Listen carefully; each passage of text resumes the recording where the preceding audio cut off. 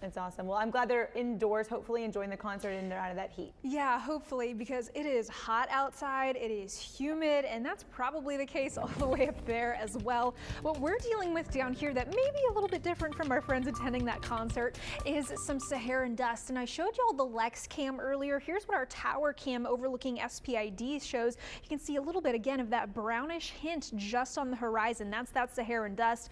We are hot and humid right now. Temperatures feeling close to the 100-degree mark, and that Saharan dust dropping our air quality just a little bit. So here's where we sit in the tropics. Nothing going on really, but we are watching that Saharan dust. You can see the little plume of it right here on top of South Texas. So that's kind of what's dirtying up our atmosphere in just that little sliver of the horizon. Hopefully that's moving out here pretty quickly over the next day or two, because it's one of those first pushes of Saharan dust.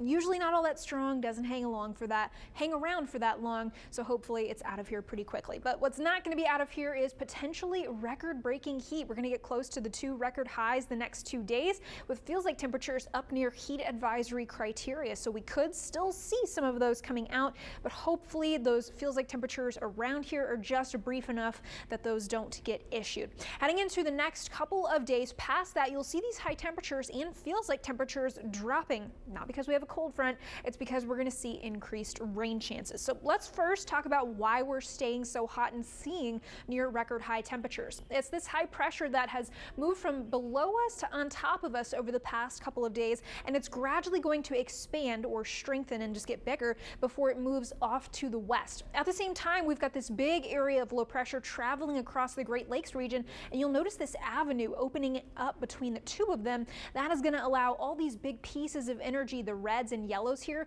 to move over the state of Texas, at which point they're associated with a different low pressure system.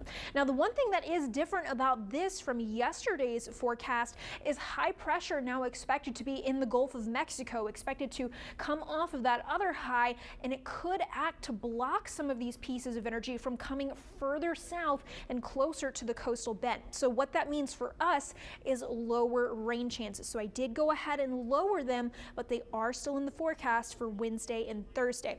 You can see at that point Thursday, this low continues to move across the northern half of the state in Oklahoma, and then heading into next weekend, high pressure building back to our west again, meaning temperatures are going to go back up and rain chances are going to go back down. So here's what rain chances are looking like. Again, they are unfortunately lower than whenever we forecast yesterday, but they are still there, at least a widely scattered chance for Wednesday and Thursday, dropping as we head into next weekend. So tonight, temperatures very humid again in the upper 70s and lower 80s with that increasing cloud cover.